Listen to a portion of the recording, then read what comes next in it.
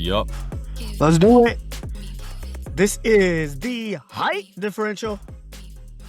That's the 6'6" Neil. I'm the 4'10" Nick. We are here. I guess it's kind of a Super Bowl edition, as we'll go in, break down the Super Bowl. We'll go into what we think are some of the best Super Bowls in history, talk some commercials, talk our first memories of the Super Bowl. We'll go all in on the Super Bowl, and then we'll talk some college hoops, and then we'll get into some Groundhog's Day. We got some takes on Groundhog's Day. So we're just gonna skip over the Pro Bowl being on a Tuesday. I mean, half the Bengals offense is now in it.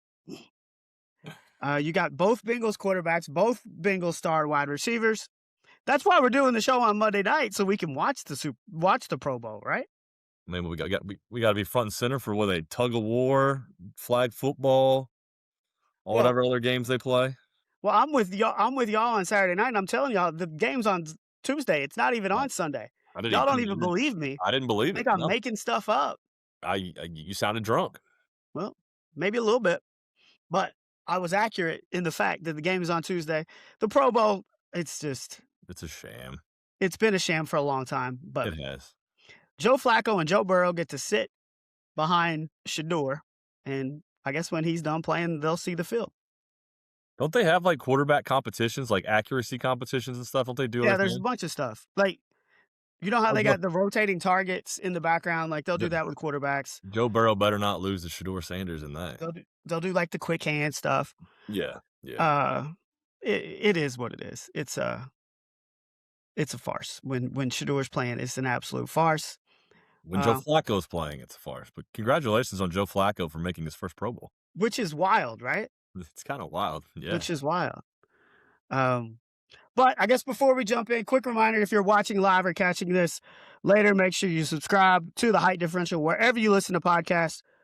Rate it, leave a review. It helps people find it. And you can also follow us on social to find clips, quick takes, and updates.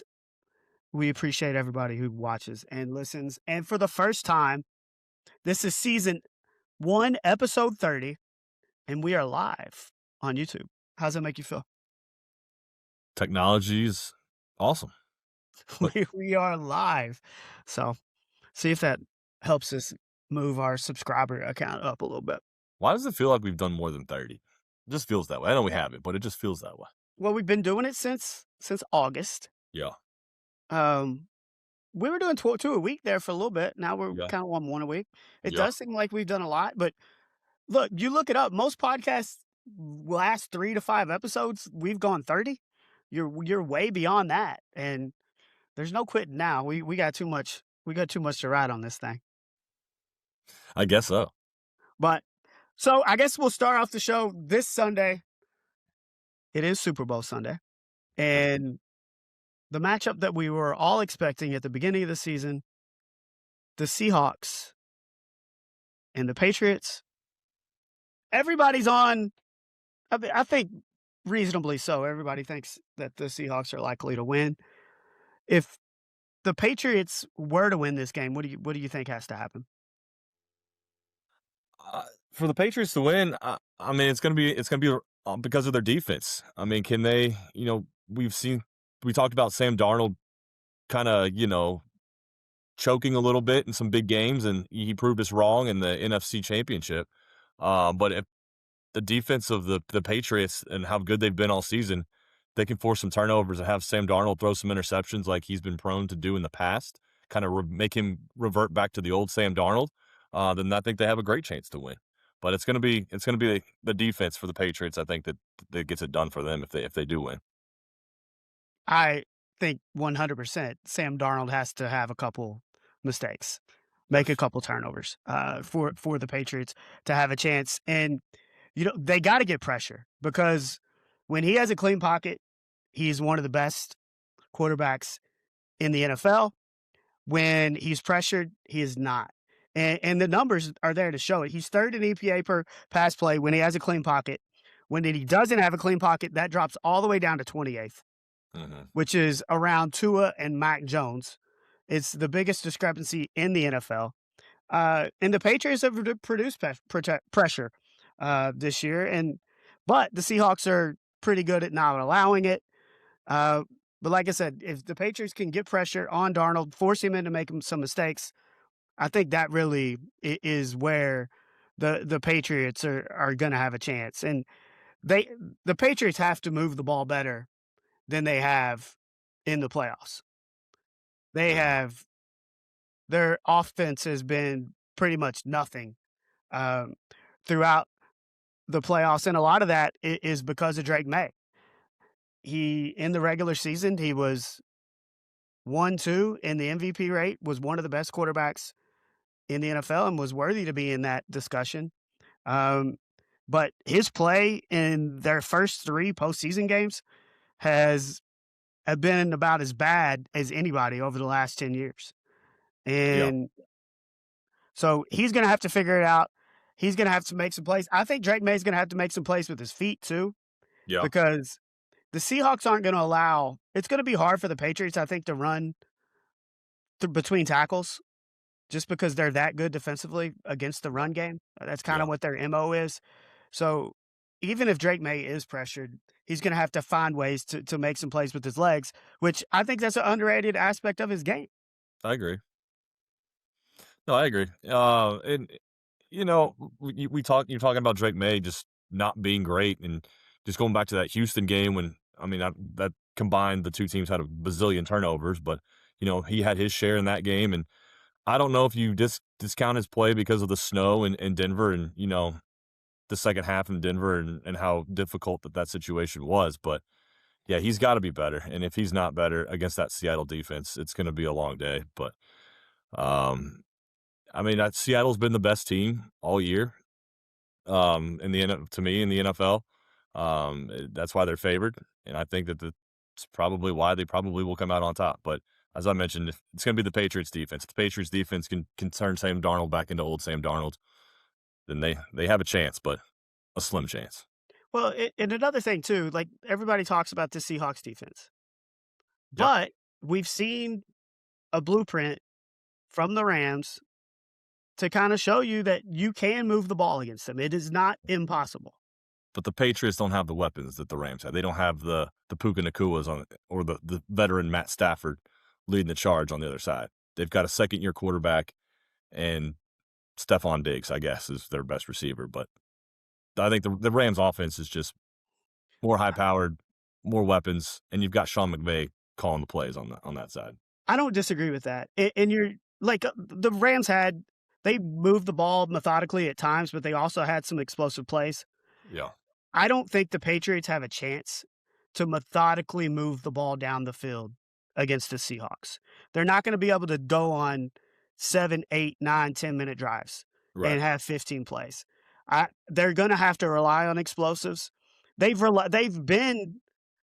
had a lot of success with explosives throughout the regular season. They ranked first in explosive pass play rate. Uh, and they were great with run explosives as well throughout the regular season. So they're going to have to get some big gains to really.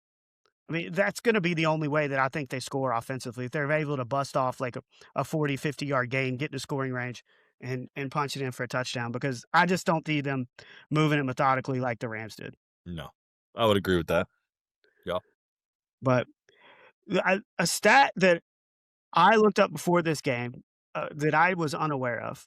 We knew that the Patriots opened the season with a 20-13 loss to the Raiders, Yes.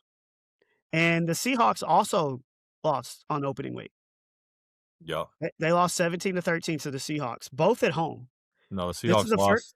Then the Seahawks lost. Didn't the Seahawks lose to the Niners? Was it the Yeah. Niners? What did I say? You said the Seahawks lost the Seahawks. Well, you can't lose to Yeah, bro. yourself. I was Uh, concerned. I was concerned there.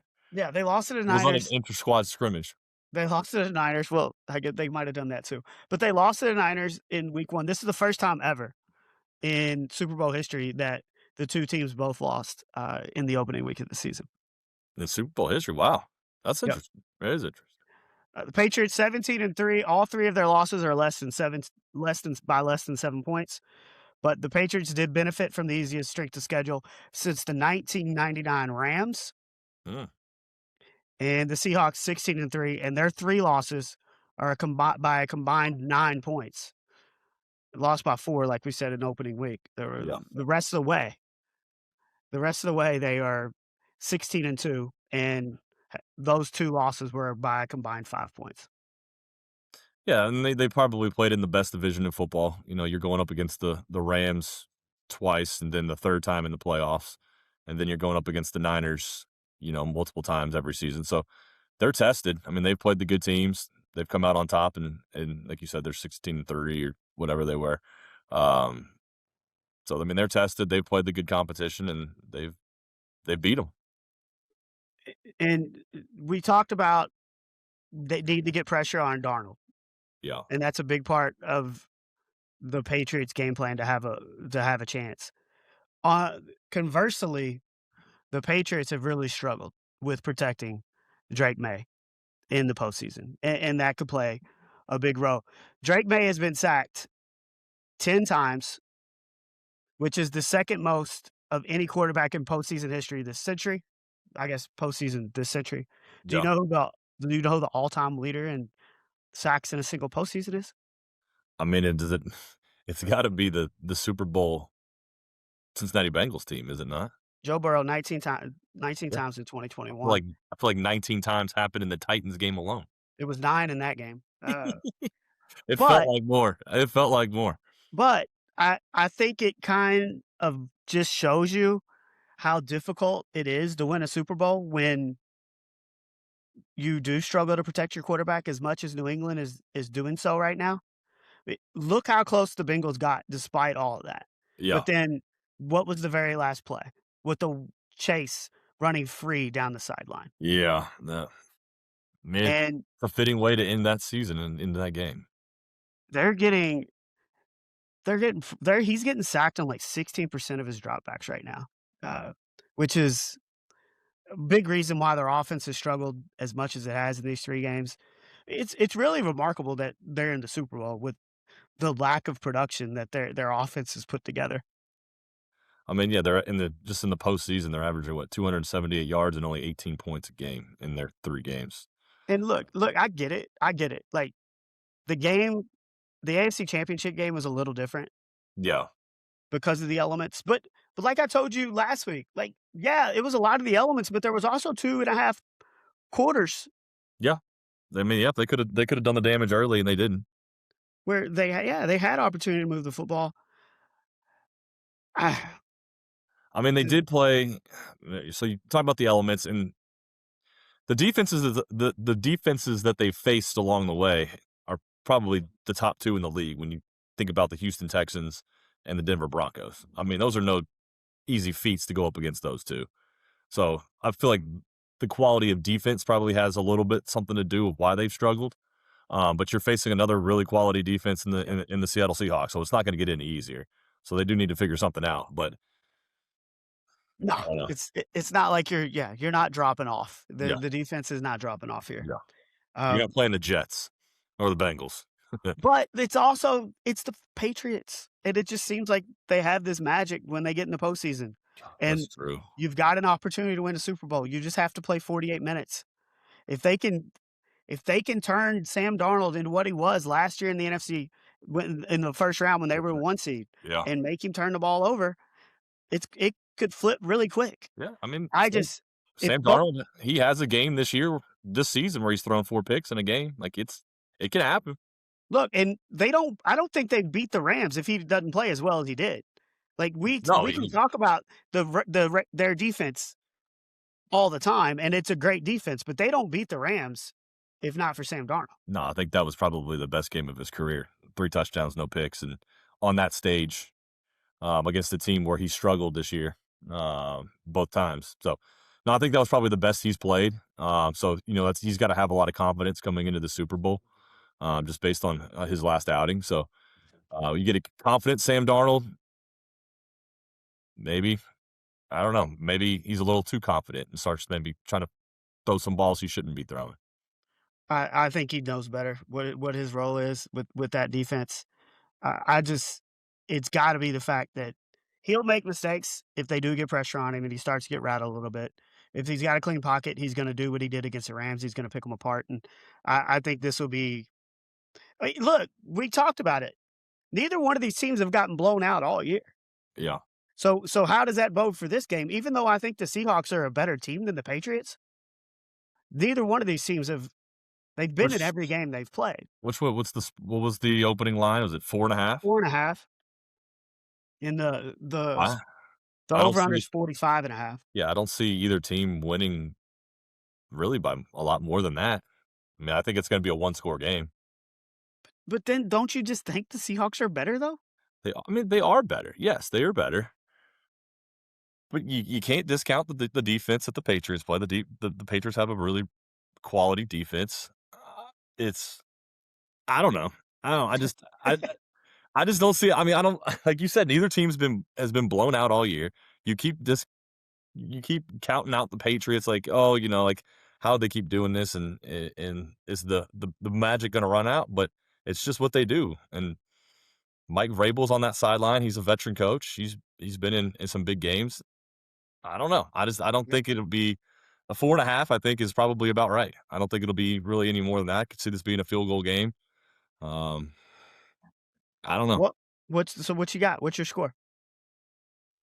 Score prediction, we're gonna go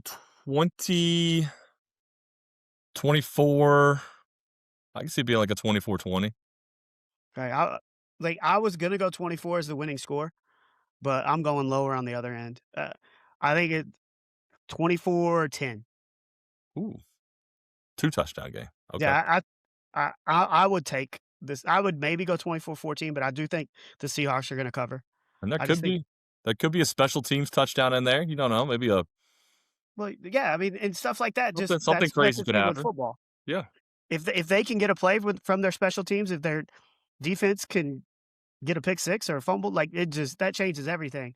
But if it's just if both team plays the way that they've been playing, I think the Seahawks win by 10 points. Okay. Are you excited for it? Because we talked about last week, Yeah. we ranked our worst quarterback matchups of all time. There was it was Gannon and Brad Johnson at 1, Kerry Collins and, Trent Dilfer Yeah. as number 2. We said maybe this one is 3rd. Are you getting more excited for this game, or are you still kinda feeling the same about it? It's kind of feeling the same about it. It's probably one of the least exciting matchups. You just don't have, that star power at quarterback yet. I mean, Drake May could get there at some point.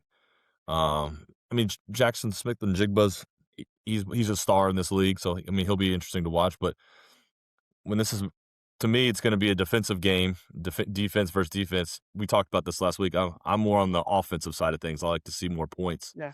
You like the defensive slugfest, the 1-0, the 1-0 baseball type games. I said I enjoy both. So I enjoy both. you I like mean, the this is boring what these are 2 defensive teams. you like the boring football. I like the exciting football. So this is probably you're more excited probably than I am for this Uh, one. But well, I don't know. I've said We've seen the Seahawks and Patriots in the Super here Bowl multiple times in the here's last 10 my years. thing, Neil. Like, we've done our top 10s all year, Yeah. and we've had the Seahawks 1 or 2 Yeah. the entire year. Yeah. How many times was the Patriots even in our top 10? It took Wow. until towards the end of the season, Yeah. and to me, that's why I've got them covering. Like, I think they've benefited from a weaker schedule. I the they haven't moved the ball. They figured out ways to win in the postseason. They've made it to the Super Bowl. I'll give them credit. Like I said, they made a lot of moves in the offseason to improve that defense.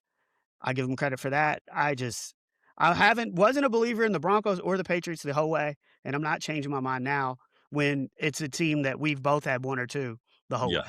No. Yeah. So, Okay. It's fair I enough. got Seahawks to cover and the under, What was the over under? 45.5. Yeah. I think the under probably plays in that one as well. Yeah. I would agree. Yeah, and then you can bet on all the Gatorade colors and how long the anthem's gonna start and all that goofy stuff.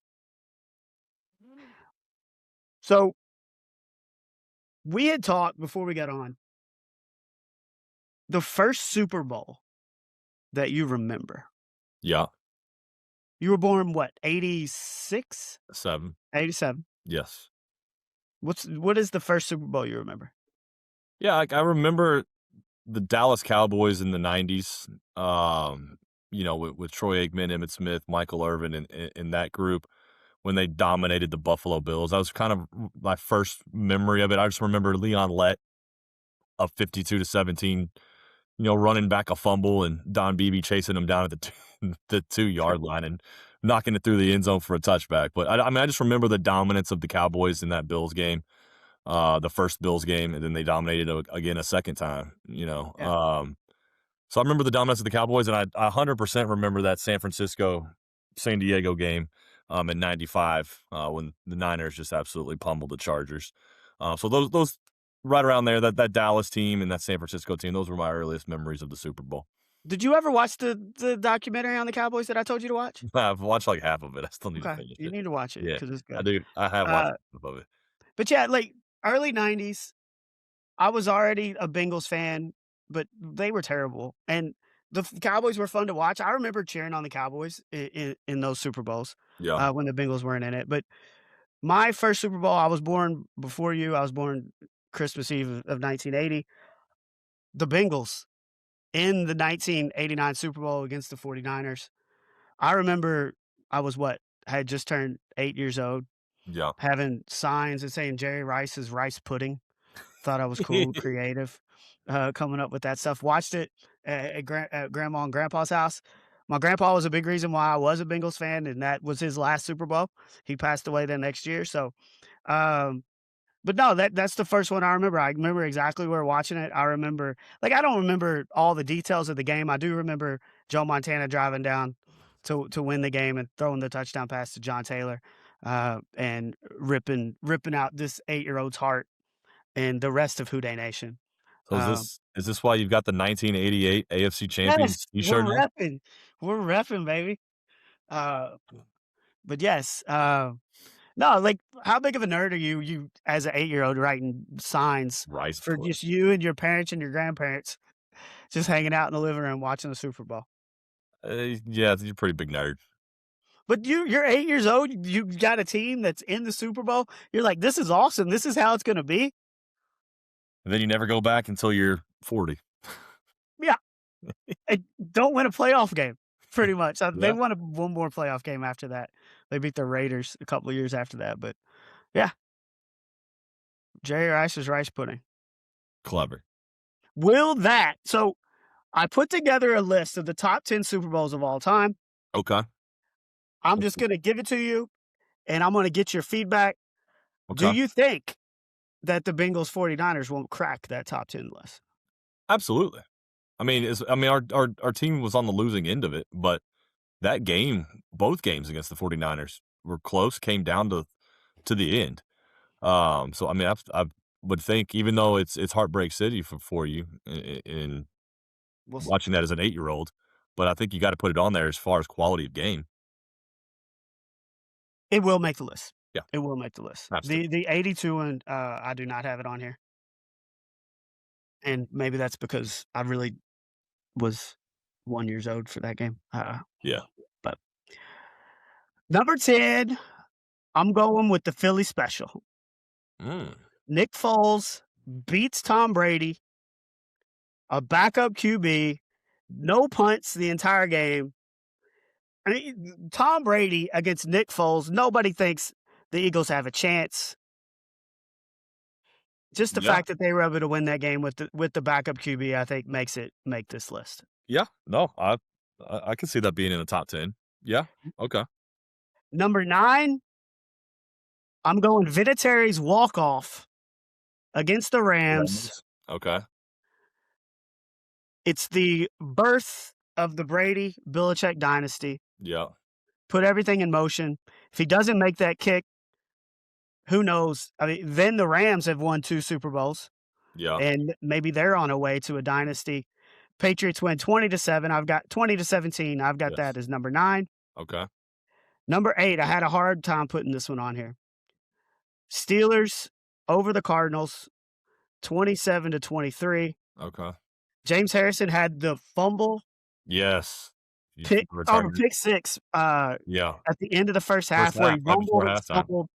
the whole way. And If then he gets caught, they don't score. wasn't it Eh Plaxico Burress that Was it that game? Was it him? When did he get the feet down? We getting there. We getting there. I thought that was that when he was a Steeler or a Giant? Yes, but it wasn't Plaxico. Who was it? The Cardinals trailed 20-7, scored 16 straight, got a safety, took the lead, and then with 2.5 minutes to go, Ben Roethlisberger drove him down the field and hit Santonio Yeah, Holmes with the toe tap with 35 seconds left to give the Steelers the Super Bowl win. Yeah. I've got that ranked at number 8, and it Okay. sucked because I did not want to put the Steelers on the list. Yeah, it's tough, but yeah. And then watch this. Number 7, Steelers again.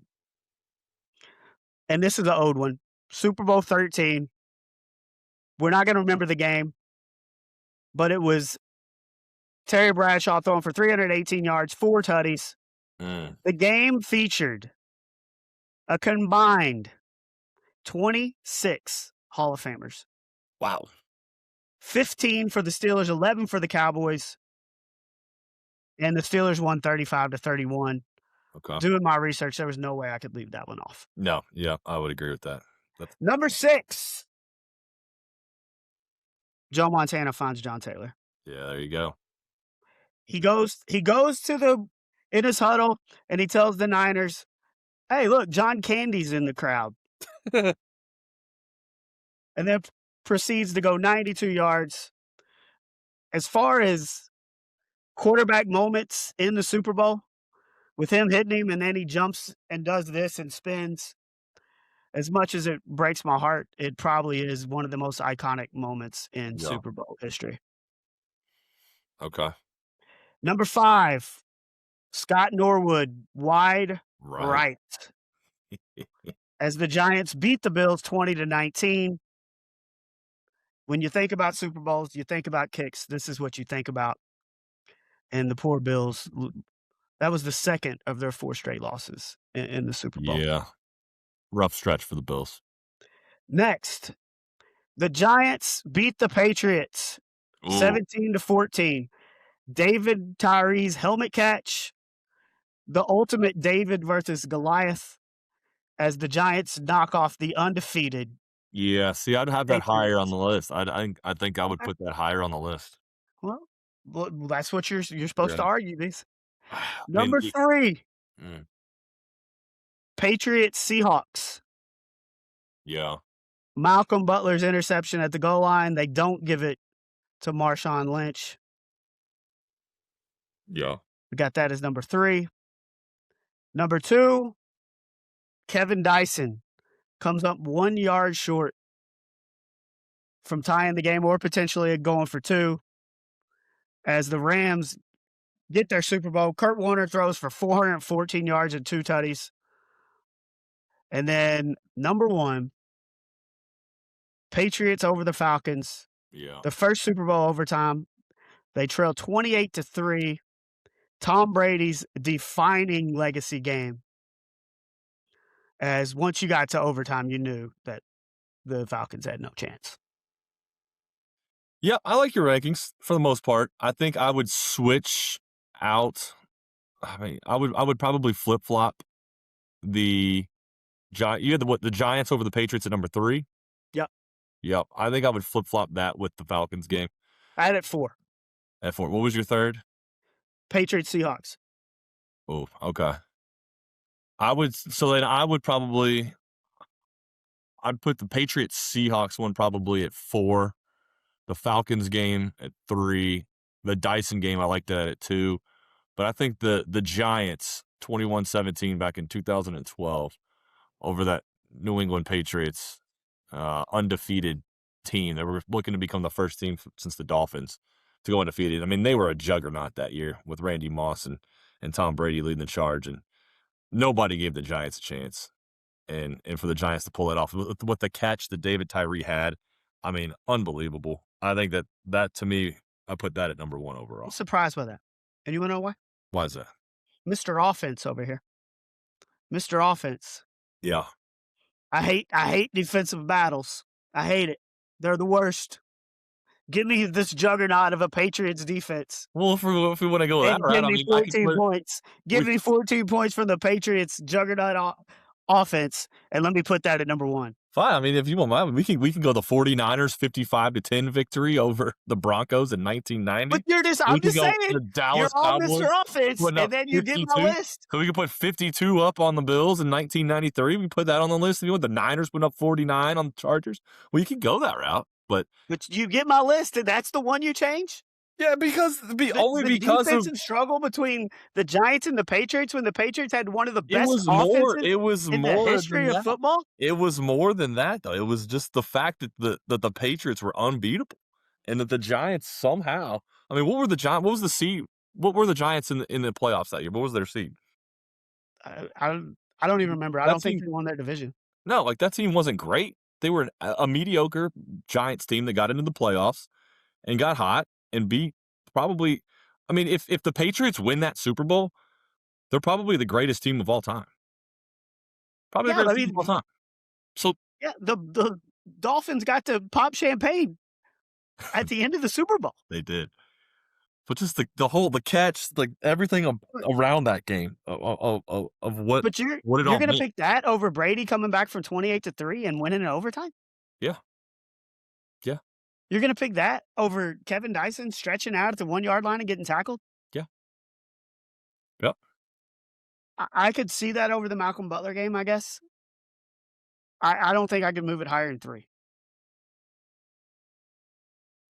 I'm putting it at 1. That's to me is 1. Well, For obviously, David Tyree just you love bubble gum defensive stuck the ball showdowns. to his helmet. He just stuck the ball to his helmet. It's a good thing because if he didn't do that, they would scored even less points, and It then you was would have loved it amazing. even more. It would have been your all-time favorite, Mr. Defense. I don't. It was just amazing. Mr. Defense. Do you wanna talk a little Super Bowl commercials? You wanna do that at the end, or Yeah, we can stay on the Super Bowl. We can run through some commercials. well, first off, I just wanna say, can we bring back the Bud Bowl? You love the beer bottles playing some football? Like, why did it ever go away? I don't know. Why did it ever go away? For 8 straight years, from 1989 to 1997, we hyped up the Bud Bowl, all leading up, and then they actually had the bottles play the games during the Super Bowl. As a kid, I'm watching beer bottles play football against each other, and I thought this was the coolest thing ever. Guess they got replaced by puppies. I mean, it was legit. Like, they even had like beer bottles wearing headsets, like calling the game. Beer bottles in the crowd, like celebrating with touchdowns. Yeah, I remember that. I actually do remember that. Yeah. So, how did you look at the record of Bud versus Bud Light in those 8 years? You sent it to me. Budweiser I saw came out on top with the most victories. Yeah, they pretty much dominated the series, and maybe that's why it's over. Bud Light just couldn't handle it. But Budweiser won the all-time series 6-2. Oof. In 89, they won 27-24. 90, they won 36-34. And then Bud Light got off the snide, won 23-21.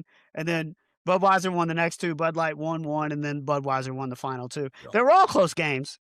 The biggest margin of victory was 3 points. So Bud Light couldn't come in clutch. You want to go through your rankings of the Bud Bowls and which Bud Bowls are the top 5? I'd have to rewatch.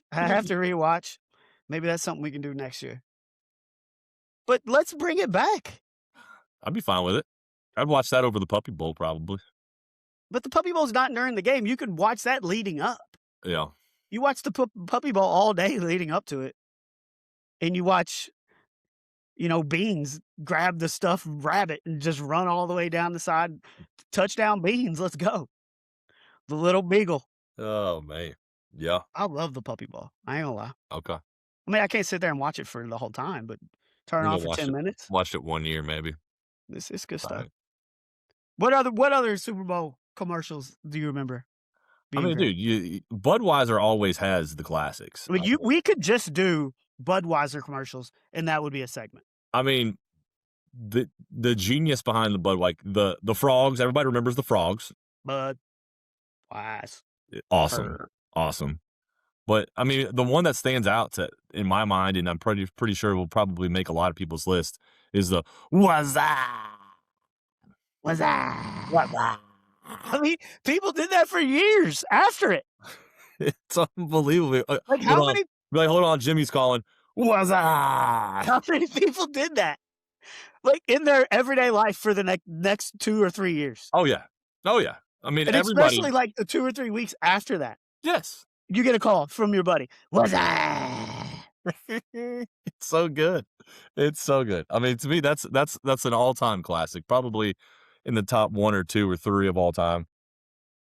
And then you have the frogs, you got the what's up, and then you just have the classic, the Clydesdales. You get the Clydesdales Yeah. out there playing some Just football.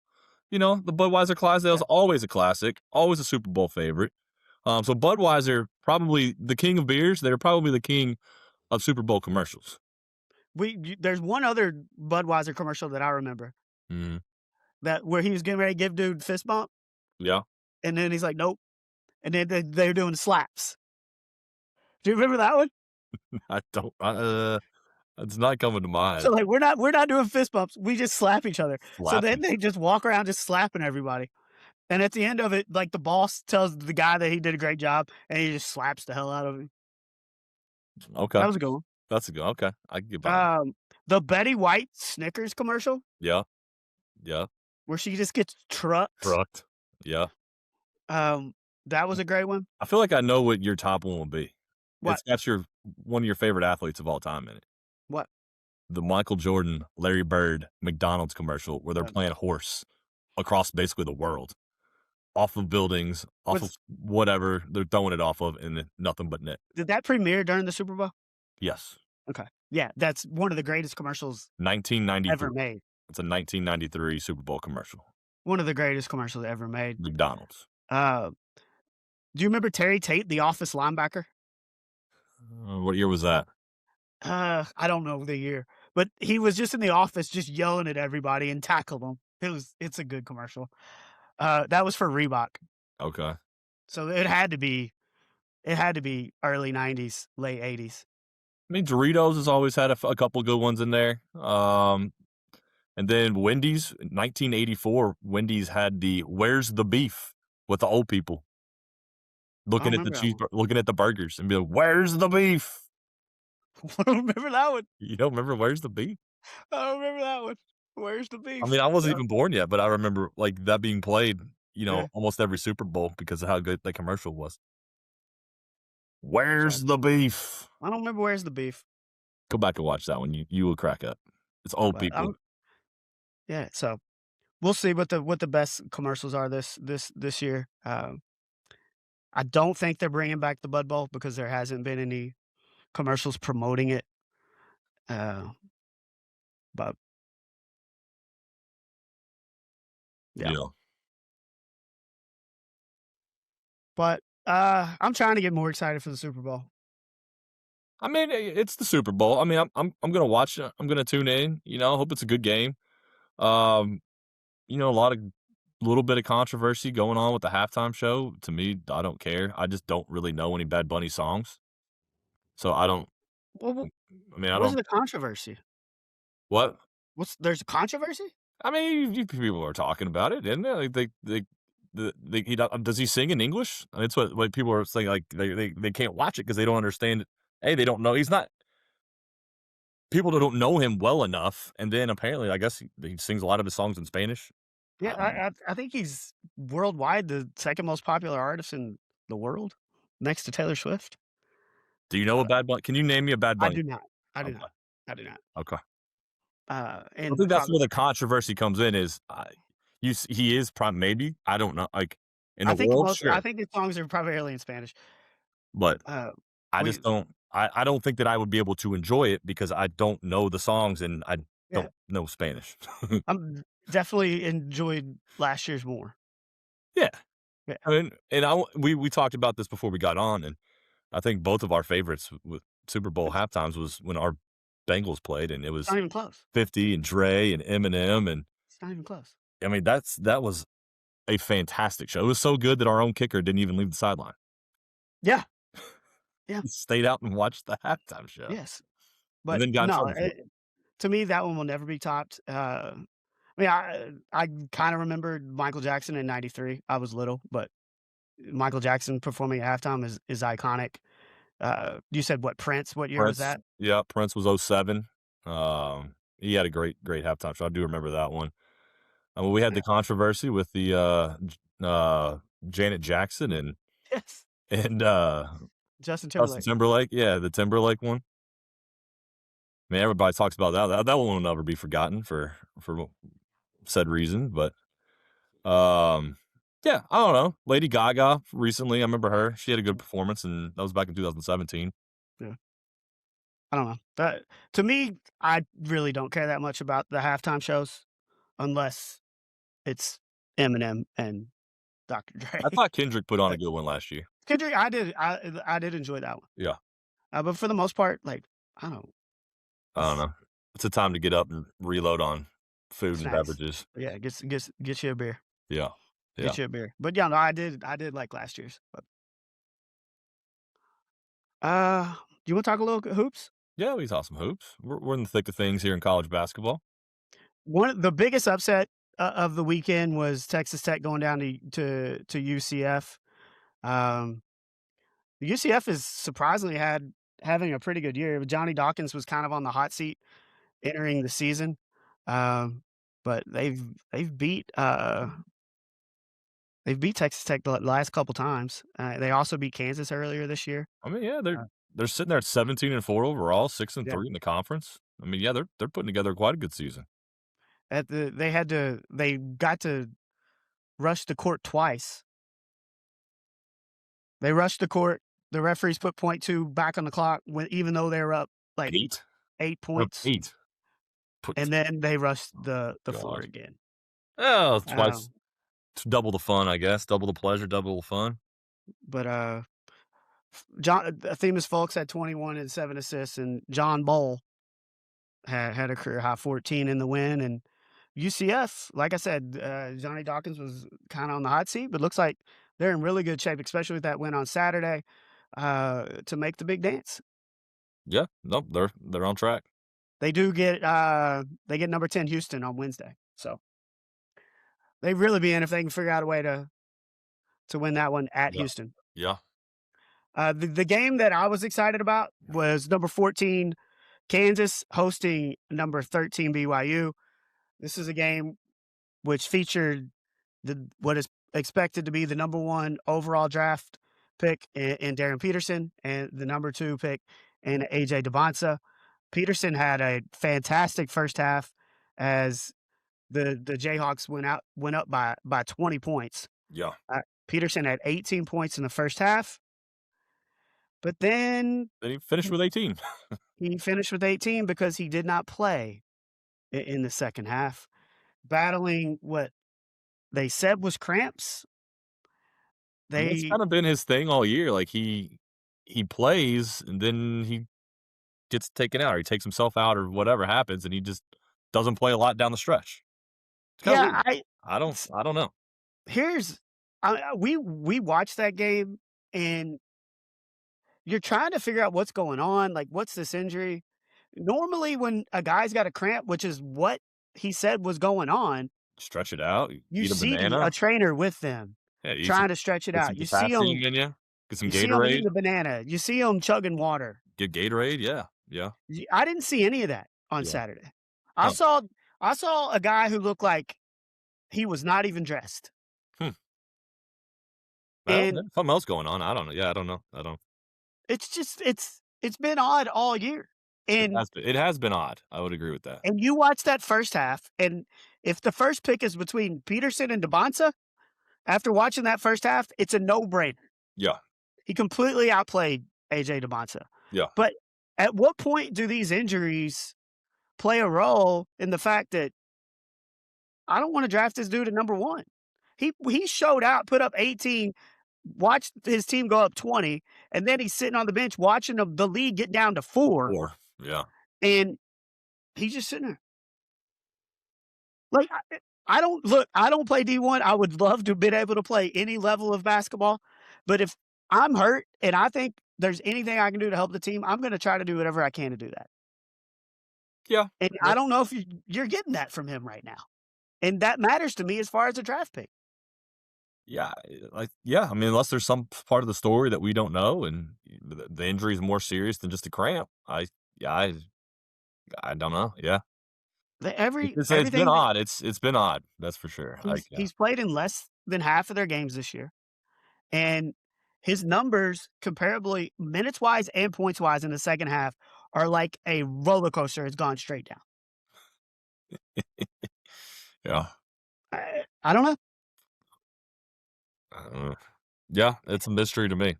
but Bryson Tiller, Ken Griffey Jr., a freshman, had a really kind of a breakout game for the Jayhawks. Richie Saunders for BYU 33 points for Saunders. was Lights basically out, shot the lights out. Cougars back into the game. He also had 10 rebounds, and like I said, they got this down to 4, It's and 2 games in a row where they've just been getting their tails kicked, and they finally wake up and bring it all the way back. I mean, they just did it Monday night against, Arizona at yeah, home when they were down big and came back and ended up tying that game in the second half. that one was a Almost little lost. more fluky because it was all within, like, the last minute and a Yeah. half. Yeah. This one was a little more gradual, but no, but they BYU's gotta figure out a way to win these games. I think they're a really good team, and I think they will compete to get to a Sweet 16, Elite 8. I don't Yeah. know if they're a Final Four team, but they really don't have that signature win yet, Yeah. and they had 2 opportunities to get it last week, and were not able to do it. Yeah. And, DeBonta did not have his best game, but, Richie Saunders, uh, he put himself I think he already was in the conversation, but there could be a chance that BYU gets 2 All-Americans because that dude can ball. Yes. Um, Kentucky, after getting completely waxed at Vanderbilt Yep. on Tuesday night,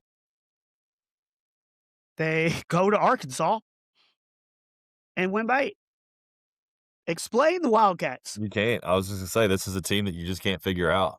Like, one game they look bad, and then the next game they come back and nobody's giving them a chance, and they win. Just like, when they lose to Missouri at home, and then all of a sudden they reel off 5 straight wins, and including the win at Tennessee against a ranked Tennessee team, and then like you said, you go on the road and you get absolutely destroyed by Vanderbilt, and then you got to go on the road again a couple days later to Arkansas, a real tough place to play against a really good Arkansas team, and you led almost start to finish.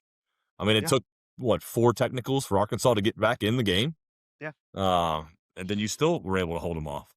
Well, So for once, they actually built a lead to start the game. They yeah, didn't start the game down 15 15, to 20 right? points, Yeah, which that helped their cause, but Calipari talked after the game, and I think there's a lot of truth in this. We saw this game last year where it was kind of the opposite. it was the opposite. Arkansas was a desperate team going into Rupp. Kentucky was playing pretty well at that moment, and Arkansas just kind of put it on them. Mhm, And this was the opposite. Otega Owe had a season high 24 to lead the Cats, but the big thing was they didn't get in a deficit. They got a lead early, and then when they go on a little drought, they're able to sustain it and figure out a way to win. But a big win for the Cats. I mean, like the fact that they had that performance against Vanderbilt and that performance against Arkansas, just what 4 days apart. mhm. I don't even know how it makes sense. It doesn't. It doesn't. I mean, they played well. I mean, it was a very well-balanced game, by the Cats. You said Owe had 24, Yeah, but, like, 4 of the 5 starters were in double figures. Trent Noah off the bench had 9, and was it Jelovich or something? I don't know. Jelovich, Yeah, he had Jelovich. 7. I mean, he was the only starter that wasn't in double figures, but he only played 13 minutes and had 7 points. Everybody that played scored. So it was balanced game from the Cats. Owe, who was the preseason SEC Player of the Uh-huh. Year, struggled in the beginning of the season. He's now come on to look like the guy that they expected him to look like the whole season. So I don't know. It's hard to figure out when you look so bad one game and you just bounce back and get that kind of effort and get the win. On the road at Ark. Like it's I'll be honest. If trying if to I'm figure them coaching out. I that can't team, figure them out. It's if hard to I'm figure coaching that team, yeah, I'm gonna be glad that we came to play in Arkansas, but it's gonna piss me off even more about like because you know the what's potential. Tuesday? What Because you was know Tuesday? Yeah, because you know the potential of your team that they're capable of having these kind of games, putting up 85 points and winning against quality competition. So it's like you come to expect that game in and game out. So I mean, who do they have next? Let's see. They've got Oklahoma at home which on they've lost Wednesday. like 8 in a row. Yeah, so it's like you Oklahoma's 11-11. This is a team that in Rupp Arena handle your business. So Yeah. let's see if they come out and handle their business like they're supposed to. And the Cards, after getting beat by 30 at Duke, kinda struggled in the first half, but pulled away there in the second half against SMU. Um, Yeah. really, Mikel Brown came off the bench for the first time, led the way with 20 points. Yeah, they go off to a slow start, a lot of turnovers early. They did not shoot the ball well. I mean, they ended up 10 of 35 from 3, but at one point they were 5 of 25. I mean, they Louisville did not shoot the ball well. Down the stretch, second half they kind of did. McNeely got hot. He ended up popping in 4 threes for the game, but once they got it together, they stopped turning the ball over in the first half, and they put together a really, really, really nice second half. Um, and if they play like they did in the second half, they're gonna be tough to beat. But if you play like you did in the first half, you're gonna have some problems. So Well, yeah, I think if they shoot 29% from 3, I mean, if they're playing a really good team, they're gonna have a hard time winning, they're gonna have to shoot a little better than that. yeah, but Um, Kenai Roos coming back from the first time in several weeks, off of his illness with a double double. I mean, he was the key to getting us back in it. He was the energy guy. The first half, he had that put back dunk when we were down and trying to mount a little bit of a comeback, and he gets that put back dunk, gets the energy flowing, gets the crowd on their feet. He had several key plays, got a bunch of big rebounds, couple yeah. couple good baskets. So having Roos back and having the team at full strength now with Brown playing, and you know, we'll see what they can do now that everybody's here and everybody's healthy. No, I think Kanaya, is a big he's gonna be a big reason why this team has success. Yeah, And he you just saw how much you missed him over the last several weeks, and it's good for him to be back in the lineup. Boopy Miller, dude, I was impressed with him. I mean Dude can play. he showed what he He could ended do up last year. I mean he had a yeah, great season last year yeah, for SMU, and coming into this year, he was one of the best guards in the conference, and yeah, yeah, I mean that dude, he can flat out score. He's just a yeah, flat out scorer, and I mean they've got a good team. SMU's a tournament team right now. If the season ended, I think they would be in. They've got the 7'2" you get Turkaloo or whatever. I don't know how you pronounce yeah, that last name, but I mean that dude is a skilled 7'2" big man. I mean he shot 7 of 8, but there was no stopping him. I mean he was a force. He's a yeah. big monster in there. They can put the ball in the basket, and I mean they're a good team. I mean I expect them to keep rolling, and they're 15-6 on the year, but I think they'll be right in the mix at the end of it. And we know how much SMU is investing in their athletic programs too, so, Yeah. um, but Nebraska, came into the week undefeated. Loses by 2 they're without their second and third leading scorer. Um, both Frager and Mast were out in that game. They returned against Illinois on Sunday, really the only really good men's game. The Sunday slate was full of really good women's games, Yeah. but this was really the only standout men's Uh, game, but we had a Florida Alabama game yesterday. yeah, The you're two right, best you're teams, right. but Uh, but Illinois, dude, they're good. Keaton Wagler, Yeah. Well, how about that guy? 28 points, Yeah. 5 rebounds, 5 assists. We talked about him before, like, coming into the season as, like, the 250 something recruit. This dude's looking like a lottery pick now, I mean he is um, balling out. and they've got they've got a bunch of foreign guys around him that can play too.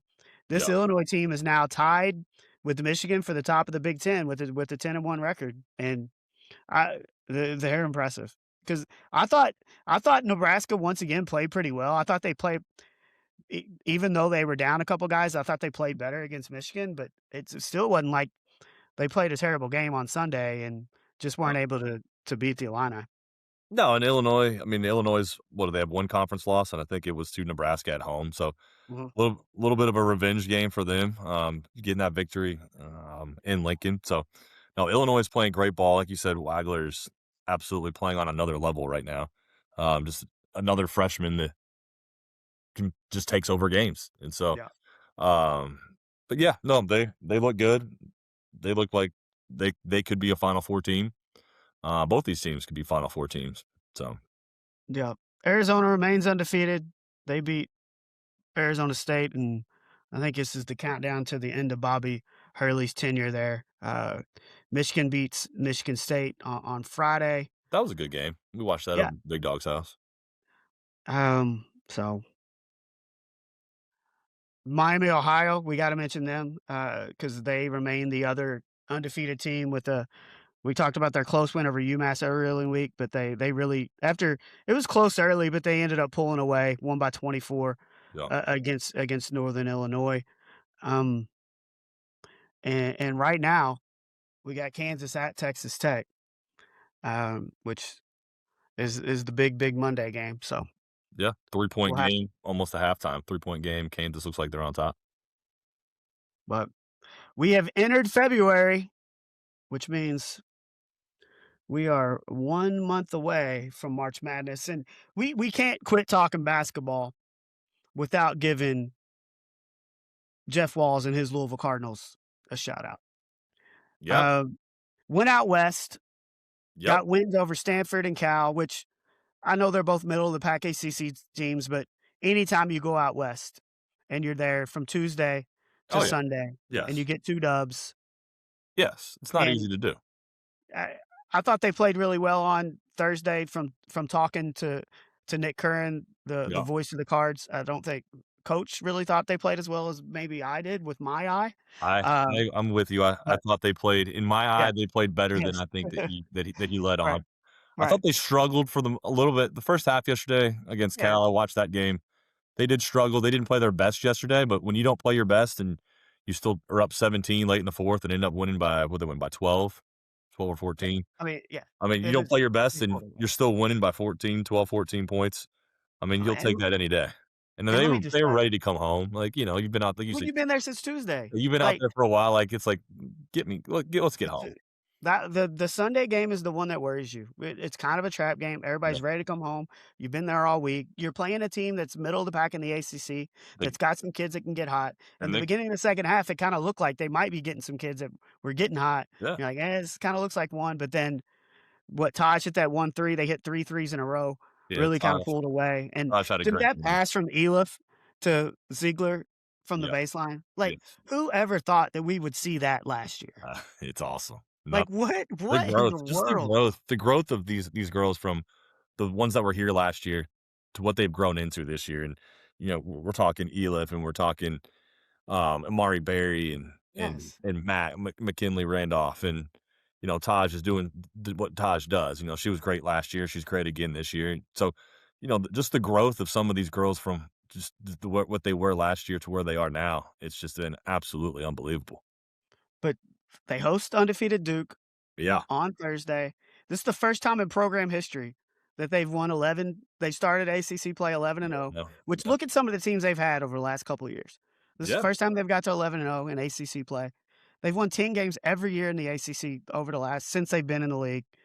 Uh, just tremendous consistency on the Cards' part, and No. $7 tickets on Thursday. $7 tickets on Thursday. It's one of the biggest women's basketball home games that in a while, just for the Yeah, meaning of it all. I mean, yeah, we played South Carolina earlier this year, and we play Kentucky every 2 years, and those are big games, but, you're 11 and 0 in conference, you're 21 and 3 overall. You're top what are you now? You're up to 6th in the polls, which is probably gonna put you at a 2 seed right now in the tournament. So, you keep this thing rolling. You win on Thursday, you're in the driver's seat to win the conference. You're in the driver's seat to get that number 1 seed in the conference tournament, and, if you go on and win all that, you're looking at a guaranteed 2 seed, potentially a 1 seed, and you're hosting at the Yum Center, and you're in the driver's seat to hopefully do some big things in March. So this game Thursday is huge, absolutely huge. Hope we get a good crowd out there. Need a good crowd. These girls deserve it. I mean, they've been playing their tails off. It's good quality basketball. So anybody that's listening that's in the Louisville area or the surrounding areas, get your ass down to the Yum Center. do it. Let's get 10,000 out there. Yeah, they deserve it. But no, it's been so fun to watch them just continue to get better throughout the year, and their depth is They they're deserve averaging like 36 points a game it. off the Yeah, bench. Yeah, which is second in the the depth is country. unbelievable. It's Yes. yeah, so but yeah, get out there on Thursday, cheer on the Cards, boo Kara Lawson. Let's go. Nothing need to do all that. We are respectable fans here in Louisville, Kentucky. Uh, we talked about it's February, Yeah. which means March is coming up, Yeah. but it's actually February 2, Okay. which means it's everybody's favorite day, Groundhog's Day. Groundhog Day. So I was looking it up. I was like, what where did this even start? Like, Okay. why did we want to have a groundhog come out of the ground, see if he's gonna see a shadow or not, and that determine how much longer winter's gonna be? Yeah. Yeah. So February marks the halfway point between the winter solstice and the spring equinox. Yes. The pagans used to celebrate this time with the Festival of Light. If the goddess Kalich wanted a long winter, the day would be bright. If not, it would be dreary. Okay. So that kind of plays into it. Yeah. The next adaptation was called Candlemas, a Christian tradition where the clergy would take their candles to the church to be blessed, and it continued to evolve over the years. Germans adapted it further, selecting a hedgehog as the predictor instead. Finally, the pastime made its way to America in 1886, Yeah. thanks to the German settlers who found their way to guess where? Punxsutawney, Pennsylvania. Punxsutawney, Pennsylvania. But there was a problem. There was no hedgehogs in Punxsutawney. Yep. So they decided to use a groundhog. And I saw that. And here we are. Well, the first prediction, 1886 was the first Groundhog's Day, but 1887 was the first groundhog prediction, is what I saw. Okay. 100 overall since 1887. This little rodent that is quickly becoming on everybody's shit list. 109 winter predictions. 109 to 20 Well, early springs. Only 20 early springs. 109 to 20? Yes. 109, 6 more weeks of winter predictions from this guy, and 20 early springs. So nobody likes this guy. I mean, he's probably, now we're on what? Phil number 70? I don't know what version of Phil we're on. In the actual record book, he's like 130 years old. Okay. So nobody So likes he's never this died. thing. It's the He's same guy. predicted 5 of the last 6. He's predicted more winter. Like I said, 109 to 20. But the good news, his accuracy is between 35 to 39%. Well, So he's usually wrong. So he is usually wrong. Hopefully he's wrong again this year because I'm he's an tired. idiot. He's always wrong. I'm tired of this cold weather and the snow. So He's always wrong. nobody likes him.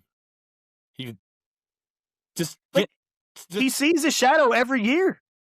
He never doesn't see 20 times in the history. 20 times. Since 18, So, what did we say, 1887? yeah. Yeah. Do you know that there's competition and other groundhogs that do this too? Nobody pays attention to them. Do you know that this is true? No, I just know of Punxsutawney.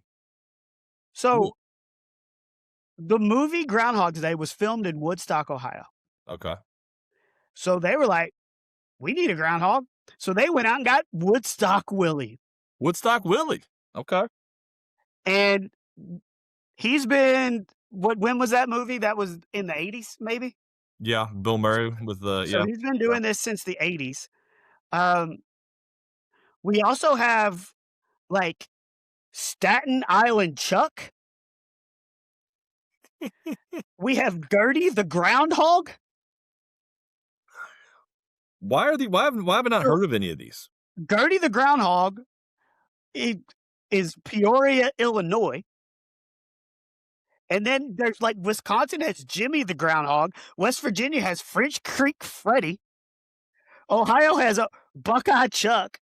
Buckeye And Chuck. Staten Island also has a Chuck. Buckeye Chuck. But Okay. I had no idea there were these other stupid groundhogs that were doing the same damn thing. It's all stupid. It's stupid. I mean, Punxsutawney, he's the one. He's the one everybody sees, the one everybody listens to. Nobody likes him, as I said. You know, like we should just somebody just Nobody pull him out likes of his hole, cook him up. Let's have a feast. And let's just move on and over with this. I don't want Peter on our ass. That's not what we wanna do. Uh, Throw him in the crock pot. Dude, in the last 20 years, Punxsutawney Phil, you had him at what percent? Like accuracy? Yeah. He's between 35 to 39%. Yeah, 35% accuracy over the last 20 years. Yeah. Staten Island Chuck, Uh-huh. who resides out of Staten Island Zoo, Yeah. 85% accuracy 85% for Staten since Island Chuck. 2006. So can we just tell Phil To to retire? He needs to retire. And Gertie the Groundhog has a 65% accuracy, So hold on. and Woodstock Willie has a 60% So accuracy. Staten Island, Woody, what's his name? Staten Island who? Staten Island Chuck. Staten Island Chuck, 80-something percent. Staten Why are Island you Chuck. not listening to Staten Island Chuck? I don't know. I didn't even know it existed until today. Well, what did he predict today? I've got all 4 of them for you. I want the 80% accuracy. Well, I'm going to give you them all because I've got it here. Okay. As we said, Punxsutawney Phil, 6 more weeks of winter. Get the hell out of here. Never do this again. You are the worst groundhog in the history, and somehow you are the most famous one. He's an idiot is what he is. How come? Is there anything comparable to this? No, Like somebody who's terrible and is why are we famous. listening to this little rodent that's 35% accurate? Like, go away. Also, you're not 130 years old. It's like, do you remember King of Queens where Kevin James's parents kept telling him that his dog is still alive for like 40 years and they kept replacing him? It's like the same thing. It's the same damn It thing. is the same thing. Gertie, who's the next worst? Or Woodstock Willie, 60%.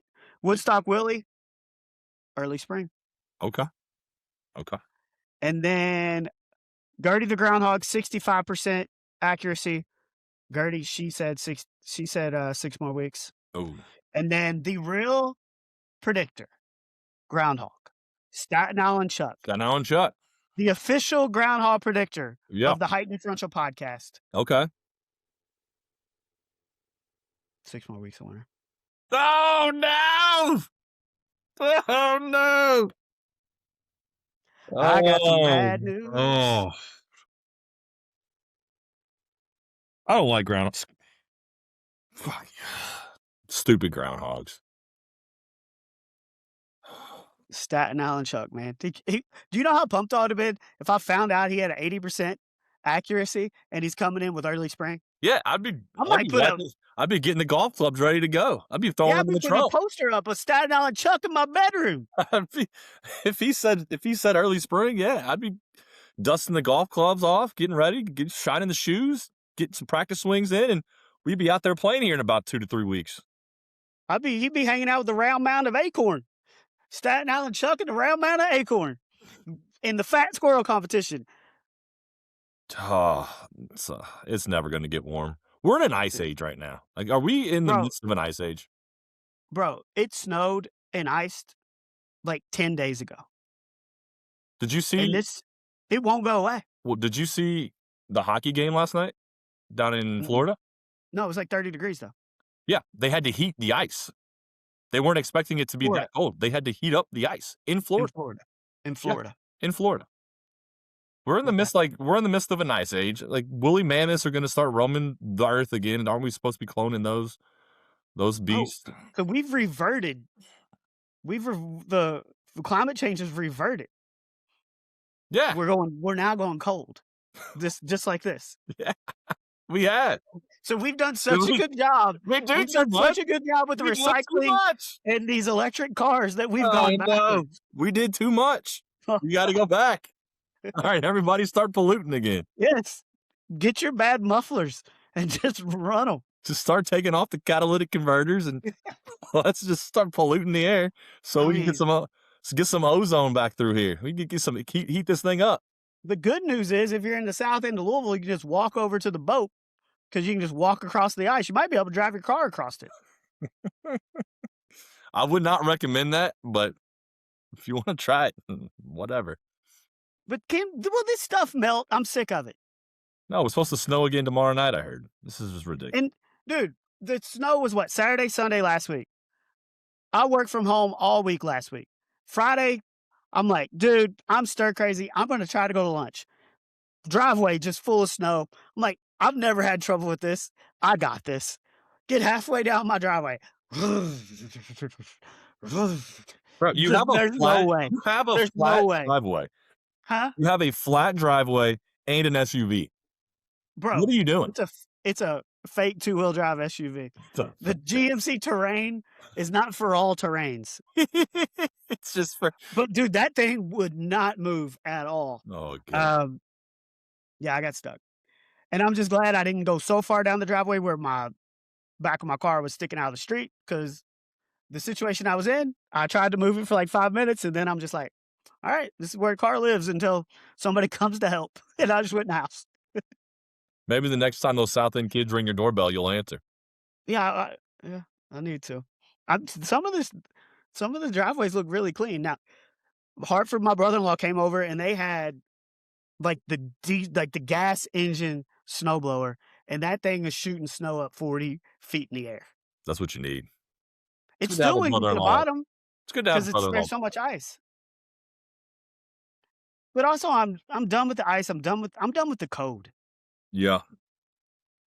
And especially if you got kids. I mean, what it stopped snowing last Saturday, right? Saturday was the snow. Maybe It early snowed all day Sunday. Sunday. It snowed Sunday. Sunday. So Yeah, that's what are we at? Day 8 since then? yeah, that's what I'm saying. And they're still on 2-hour delays at school. 8 Well, days. have you 8 seen some of these back days. roads?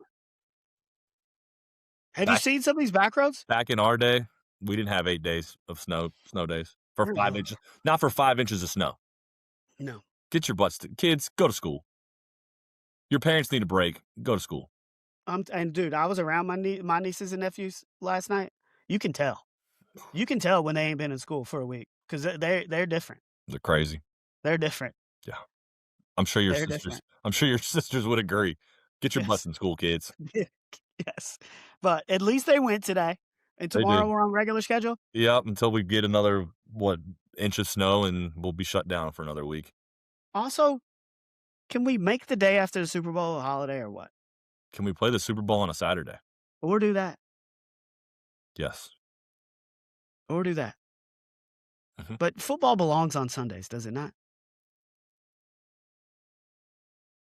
I guess.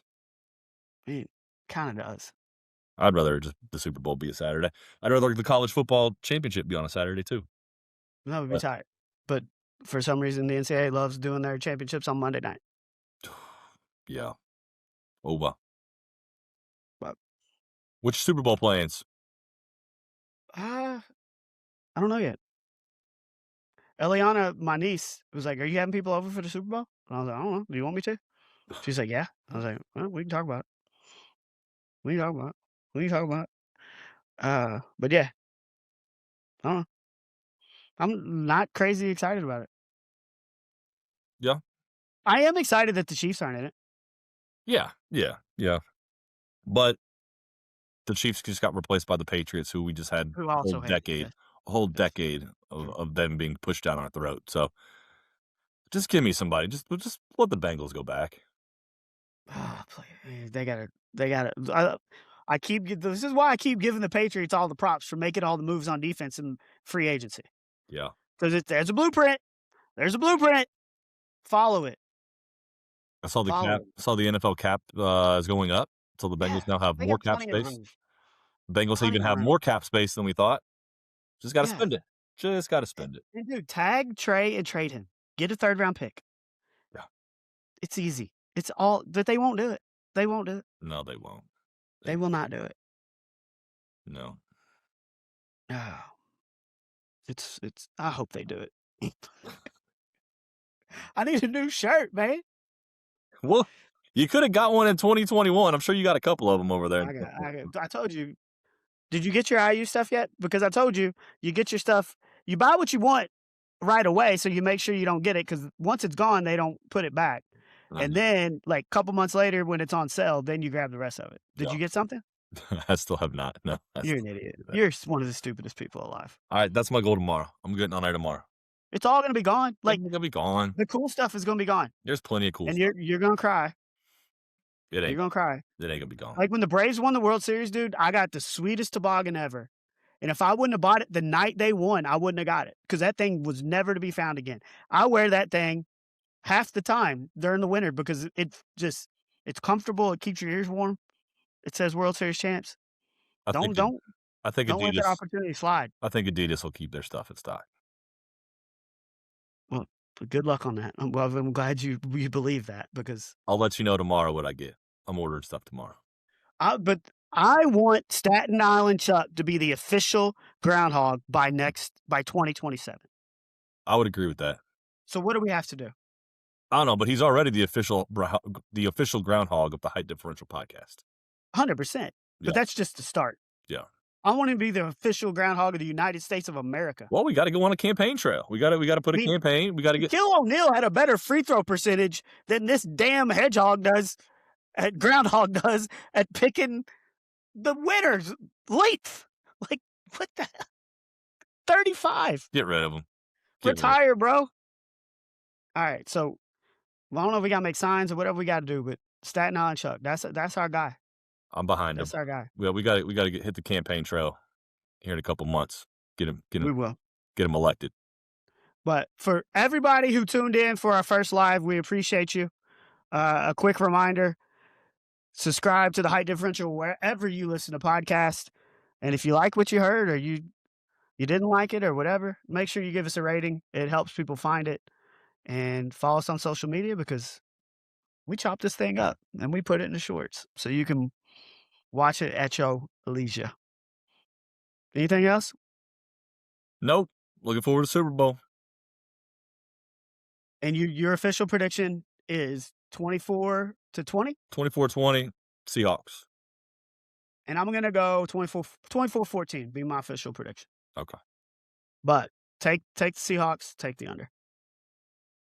I think the Seahawks get up by 2 scores. Patriots score in the 4th. Seahawks hold on.